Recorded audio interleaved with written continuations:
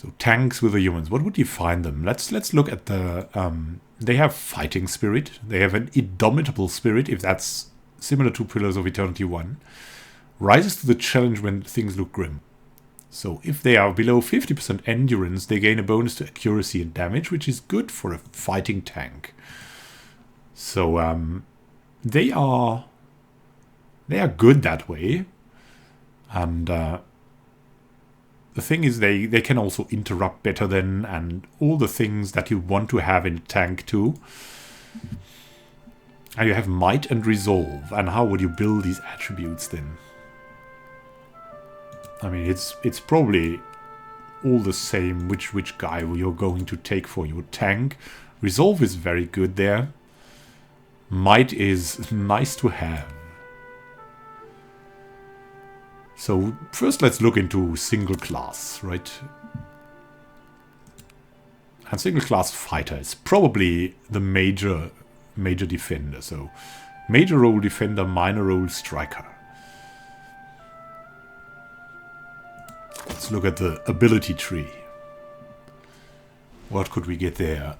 Discipline Barrage. Fighter focuses on training, gaining the aware inspiration for a short time. What is aware now? Wait. It was showing 5 perception. And it's similar, like, I think concentration has been added now to the discipline barrage. It's something different from the barrage. It has more defense now. So fighter's definitely going to be the tank. The classic knockdown, incredibly useful. But you can also expand the discipline barrage now into disciplined strikes, which also gives you concentration again. So you cannot be interrupted that easily.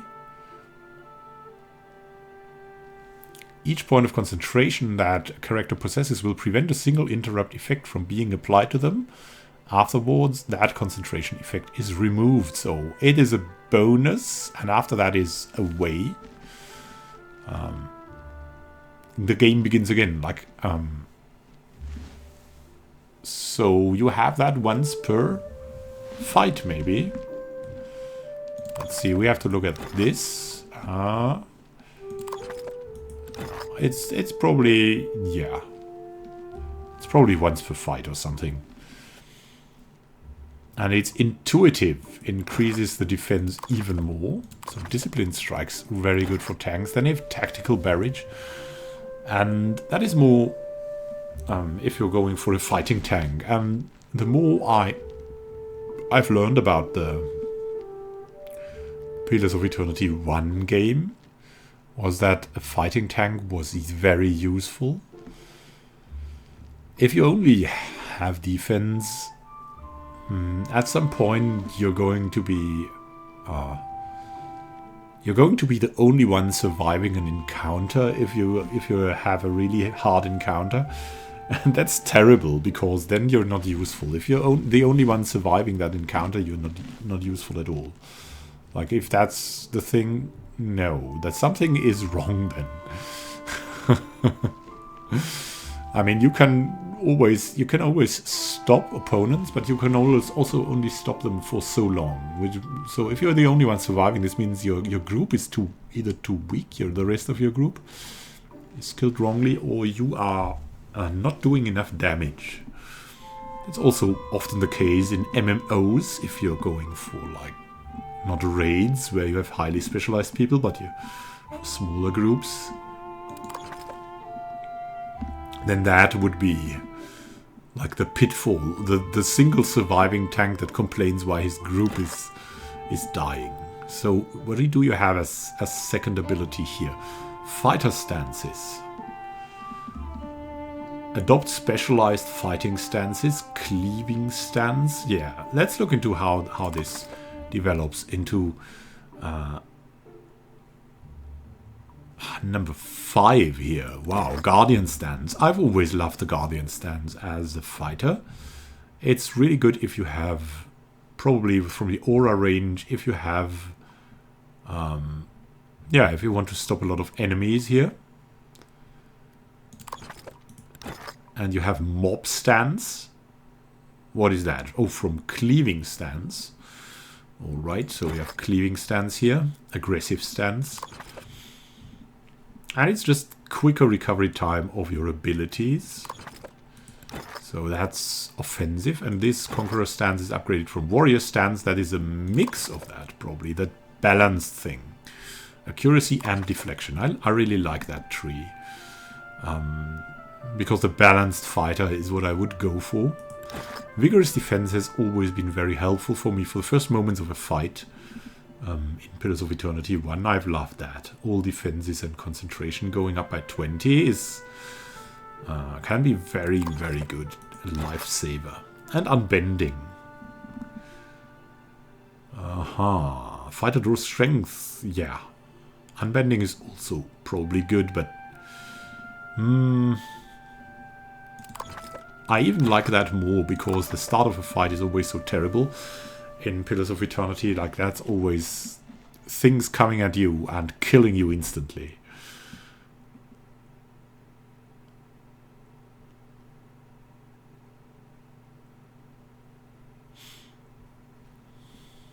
Ah, you're also a poor Path of the Damned veteran. Veteran sounds like you have multiple playthroughs on Path of the Damned. I only have one. But I've learned so much while doing that. Yeah, penetration, it can be like that was always also my thing about the predetermined characters that you could get. They are really, really nice for the story, but in Path of the Damned you want like perception, penetration, all things like that. Constant recovery here, passive abilities. Yeah, that was often very good. It is very... Constant recovery is very good if you have a very good gear and very good deflection. And if you don't have... Yeah, if you're resisting effects that hinder your rapid recovery. What have we here? Into the Fray. That has always not worked for me, so I've never used it. So I have no idea how that goes. It seems to be an offensive thing, but it always didn't work for me in Pillars of Eternity 1. I don't know why. What or why and where. And in theory, it sounds like a standard ability from the MMOs where you like charge in and bam, hit someone and leave them dazed, and very good if you're offensive. But otherwise, yeah, if it doesn't work, it's just useless because it doesn't work. Yeah, right. Then the styles. I've always loved weapon and shield style, but it's probably not the most powerful thing with the later weapons. There are other methods to gain deflection. Even though for the first... If you send your fighter in first, this is probably still good. Equal bonus to the character's reflex, and two-handed style, that's of course the more offensive guys. So I think you have less choices here. Oh no, you don't have. Two-weapon style just has that sand clock here. Oh, that's really cool. Still, I think it didn't change. I have to try out. Yeah, that's always a thing if you're playing high level. Probably two-weapon style is always something you toy with, but in the end it's not good. Like, that's my experience from all the games I've played. Then we have one-handed style. I don't even know... I don't know who this is for the one-handed style. I really don't know. Have you used the one-handed style? I think it's more for... it's not fighter-specific. It's more for, like, magicians or wizards. I don't know. With confident aim. Can graze with proficient weapons. That's good. It's just good. Determination. It has, yeah, effects of defense. I've always liked these effects. Yeah, the more general the defense is for a defender character, like the better it was in my book. So the later ones were so specialized. You would always only go for probably for mental, because they could really screw you up. If they were like at the very minuscule chance they were not resisted, they could really screw you up. And the others would only give you more damage, which is, you're a tough fighter. You get damage, well, you get damage. It isn't that bad. Arms Bearer. Gain an additional weapon set. I've also not used this, even if I think it's quite useful. Because, yeah, I wanted to take better things to hold the line. The same here. I mean, it's hard to engage enough enemies. If you have the defensive stance with 3 enemies engaged, this is good, but it's also important you gain more abilities like other abilities. Resistance to might afflictions. Staggered, dazed and stunned. This is new, I think. Or it is called different.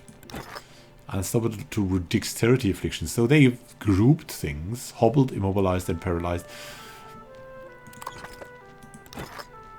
I think that's good. And the most terrible things like are probably body control here.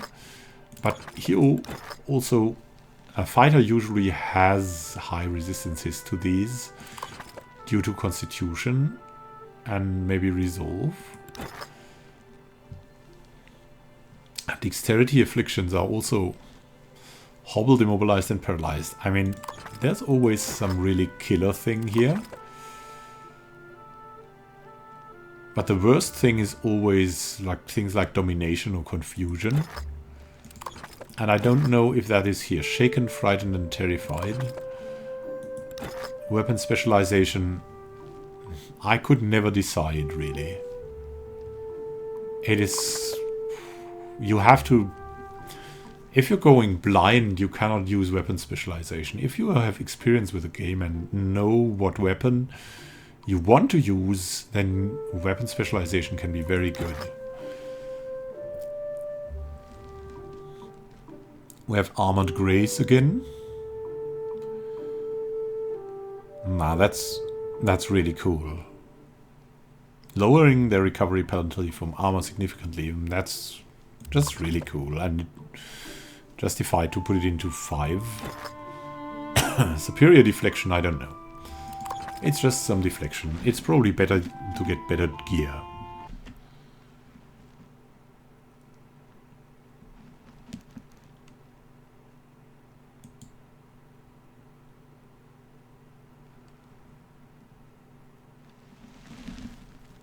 So, I'm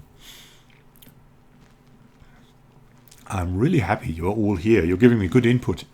Especially, I've chosen to build a group, like buying the group from the tavern, because I really wanted to customize the group. It's one of my pet peeves. I've always loved things like Icewind Dale, who let you choose your groups perfectly.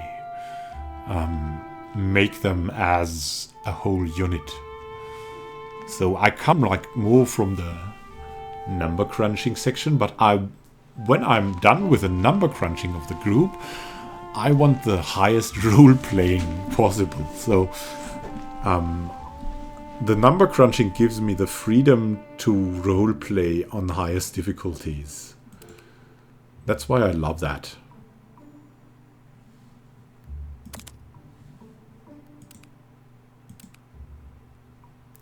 But so let's look what races could also be good defenders. So we have the Omawa. Do they? I want to look up. Do they still have? They probably still have their unique abilities. Let's look at it. One moment. Coastal and Island Omawa. So Coastal Aumaua is towering physique. Defensive bonuses whenever prone or stun afflictions are used against them. So if you're going for a defender, a fighter, then probably towering physique is just great. And armed to the teeth in the island Aumaua is when you go offensive with a fighter. But I'm more interested in a tank right now. A tank fighter, tankish fighter. That is such a such an icon that you build things with. It can be so useful.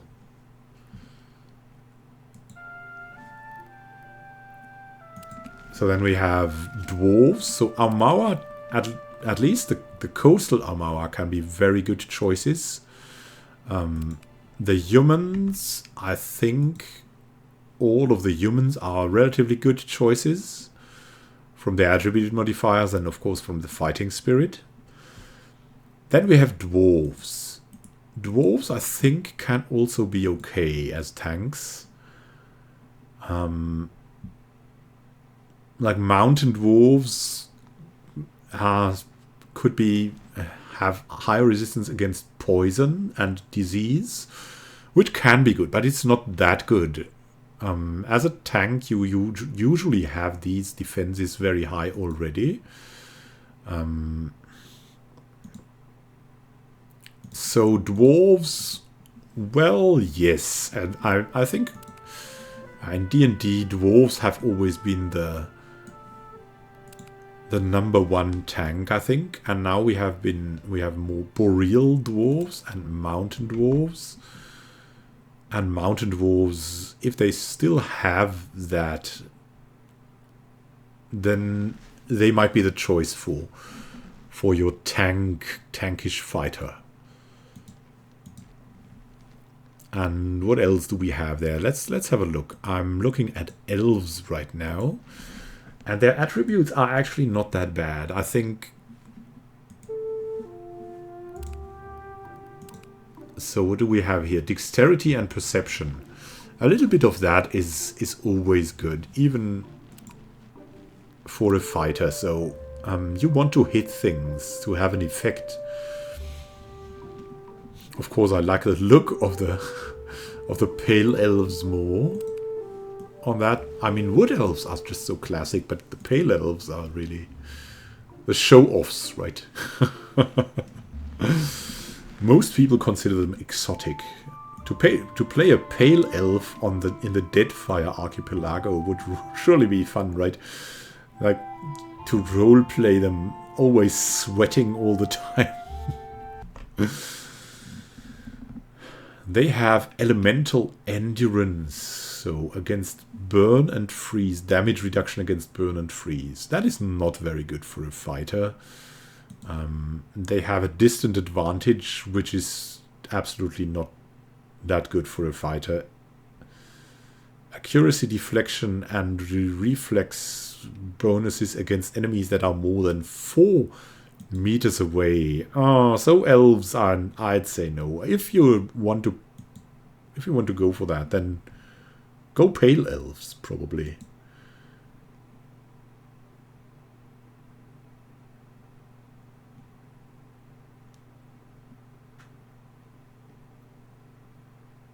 Pale elves. So, Orlans. Orlans can be good, probably. They have minor threat and defiant resolve. Let's look that up. I always want to be exact, and I don't remember it exactly, so... Got the wild Orlans here, who looks pretty cute. And the Hearth Orlan.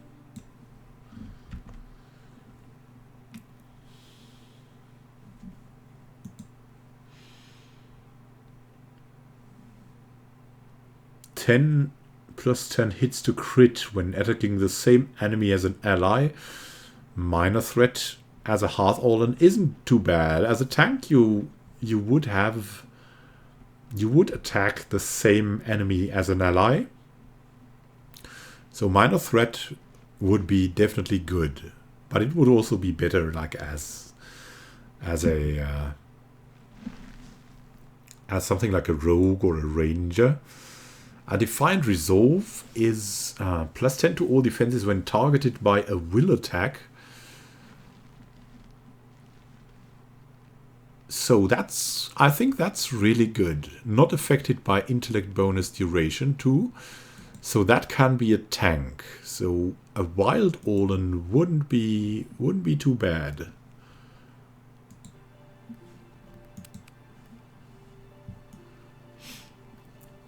So wild Olens are on the list for tanks. They have better perception and less good might, but they have good resolve. So might isn't terrible to not have as a tank. Counterintuitive maybe, but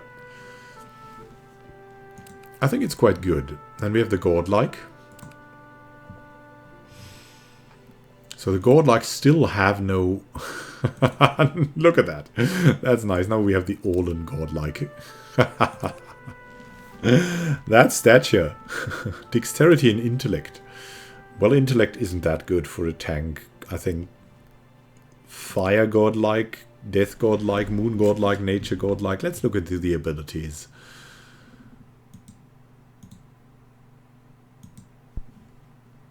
So, what do we have? Death has Death's Usher, which is offensive.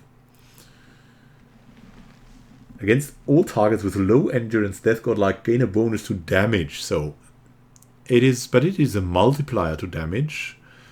So it isn't that good on a tank because it's a multiplier and not a fixed amount of damage. A fixed amount would probably more that what you seek for. So if it's on a damage dealer, it's much more useful. Then we have Fire Godlike. And Fire Godlike are Battle Forged.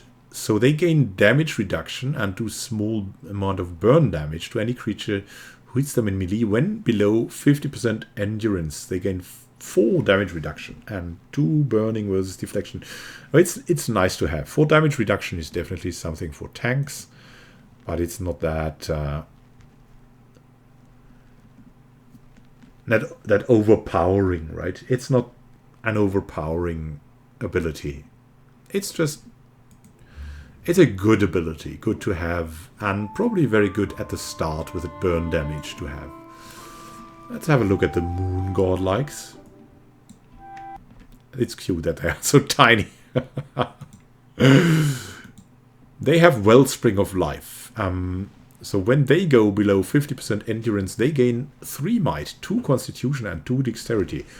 So that is actually not too bad. Wellspring of Life would be a very good ability. 3 might, 2 constitution, 2 dexterity. Give you more damage and more like to...